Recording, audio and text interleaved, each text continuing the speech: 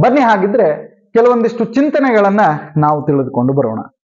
ಏನು ಚಿಂತನೆ ಅಂತಂದ್ರ, ಪೂಜೆ ಪುನಸ್ಕಾರಗಳಿಂದ ನಮ್ಮ ಜೀವನದಲ್ಲಿ ಬದಲಾವಣೆ ತರಲಿಕ್ಕೆ ಸಾಧ್ಯ ಆಗ್ತದಾ, ಅಥವಾ ನಾವು ಮಾಡುವಂತಹ ಪ್ರದಕ್ಷಿಣೆ ನಮಸ್ಕಾರ ಇತ್ಯಾದಿಗಳಿಂದ ನಮಗೆ ಜೀವನದಲ್ಲಿ ಅನುಕೂಲತೆಗಳು ಸಿಗ್ಲಿಕ್ಕೆ ಸಾಧ್ಯ ಆಗ್ತದಾ? ಸೊ ಈ ಎಲ್ಲವನ್ನ ನಾವು ಪ್ರಶ್ನೆ ಮಾಡ್ಕೊಂಡ್ವಿ ಅಂತಂತಂದ್ರೆ ಇದಕ್ಕೆ ಒಂದು ಬಹಳ ಸುಂದರವಾದಂತಹ ಉತ್ತರ ಇದೆ. ಅದು ಉತ್ತರ ಏನು ಅಂತಂದ್ರೆ, ಪ್ರತಿಯೊಬ್ಬ ಮನುಷ್ಯನೂ ಕೂಡ ಕರ್ಮದ ಮೇಲೆ ನಿರ್ಧಾರಿತನಾಗಿರ್ತಾನೆ. ಸೊ ಕರ್ಮವನ್ನ ಪ್ರತಿಯೊಬ್ಬ ಮನುಷ್ಯ ಮಾಡ್ತಾನೆ. ಸೊ ಕರ್ಮ ಮನುಷ್ಯ ಮಾಡ್ತಾನೆ ಅಂತಂದ್ರೆ ಕರ್ಮದ ತಕ್ಕ ಹಾಗೆ ಒಂದು ಫಲದ ಅಪೇಕ್ಷೆಯನ್ನ ಇಟ್ಕೊಂಡಿರ್ತಾನೆ. ಸೊ ಫಲಾಪೇಕ್ಷೆ ಇಲ್ಲದೆ ಯಾವ ಮನುಷ್ಯನೂ ಕೂಡ ಕರ್ಮ ಮಾಡೋದಿಲ್ಲ.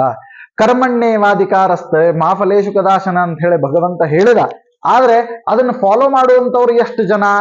ಬಹಳ ಕಡಿಮೆ ಜನ.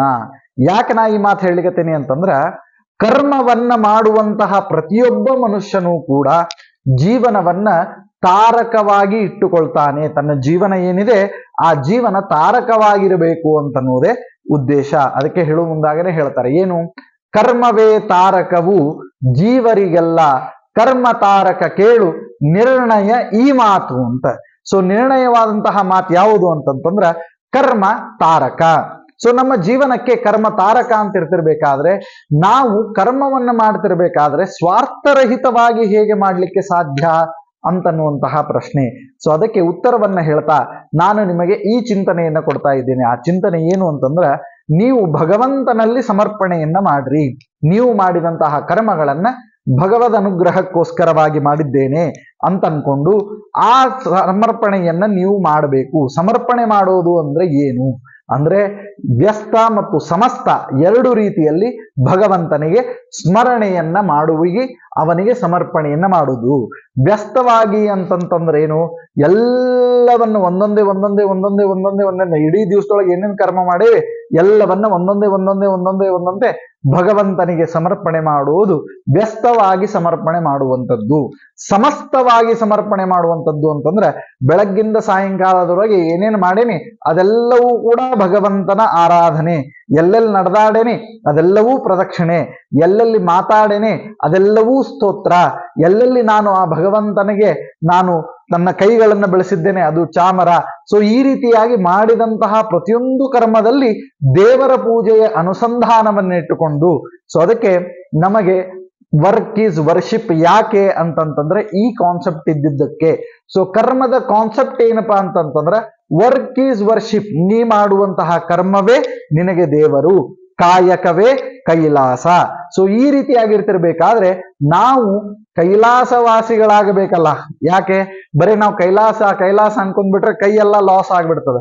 ನಾವು ಕೈಲಾಸದೊಳಗಿರ್ಬೇಕಲ್ಲ ಅಂತನ್ನೋರಿಗೆ ಈ ಒಂದು ಉಪದೇಶವನ್ನ ನಾನು ಮಾಡ್ತಾ ಇದ್ದೇನೆ. ಕರ್ಮವನ್ನ ಮಾಡಿ. ಹೇಗೆ ಕರ್ಮವನ್ನ ಮಾಡಿನೇ ಅಂತಂದ್ರೆ, ಭಗವಂತನ ಅನುಗ್ರಹಕ್ಕೋಸ್ಕರವಾಗಿ ಕರ್ಮವನ್ನ ಮಾಡಿ.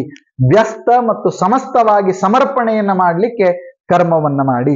ವ್ಯಸ್ತವಾಗಿ ಸಮರ್ಪಣೆ ಮಾಡುವುದು ಅಂತಂದ್ರೆ ನಾನು ಪ್ರತಿಯೊಂದು ಕರ್ಮವನ್ನ ಅಚ್ಯುತಾಯ ನಮಃ, ಅನಂತಾಯ ನಮಃ, ಅಚ್ಯುತಾನಂತ ಗೋವಿಂದೇಭ್ಯೋ ನಮೋ ನಮಃ ಅಂತ ಈ ರೀತಿಯಾಗಿ ಸಮರ್ಪಣೆಯನ್ನ ಮಾಡುವಂಥದ್ದು.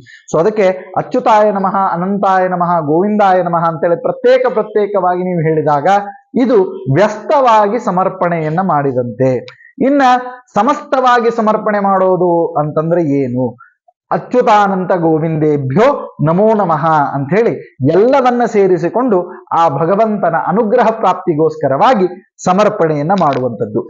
ಸೊ ಇಂತಹ ಸಮರ್ಪಣೆಯನ್ನ ಮಾಡಿ ಅಂತ ನಾನು ನಿಮಗೆ ಯಾಕೆ ಹೇಳ್ತೇನೆ ಅಂತಂತಂದ್ರ, ಆ ಮಾಡುವಂತಹ ಪ್ರತಿಯೊಂದು ಕರ್ಮದಲ್ಲಿ ಭಗವಂತ ಇದ್ದಾನೆ. ಭಗವದ ಅನುಗ್ರಹಕ್ಕೋಸ್ಕರವಾಗಿ ನಾನು ಈ ಕೆಲಸವನ್ನ ಮಾಡ್ತಾ ಇದ್ದೇನೆ.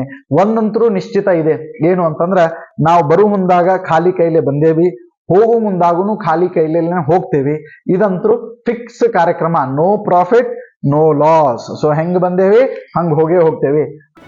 ಜಿ ಕನ್ನಡ ನ್ಯೂಸ್ ಈಗ ನಿಮ್ಮ ಮನೆಯಲ್ಲೇ ನೋಡಿ. ಎಲ್ಲ ಕೇಬಲ್ಗಳಲ್ಲಿ ಈಗ ಲಭ್ಯ.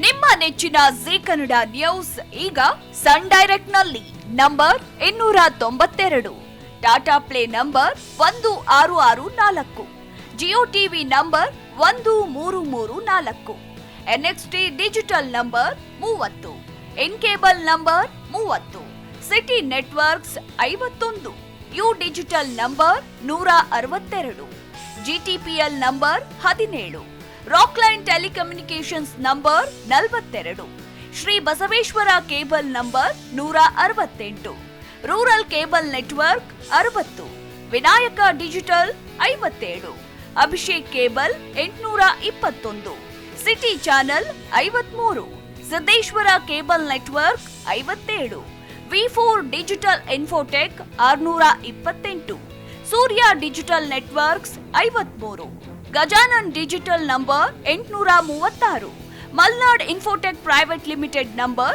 56, Metrocast number 830, victory digital number 167ರಲ್ಲಿ ನೋಡಿ ಆನಂದಿಸಿ.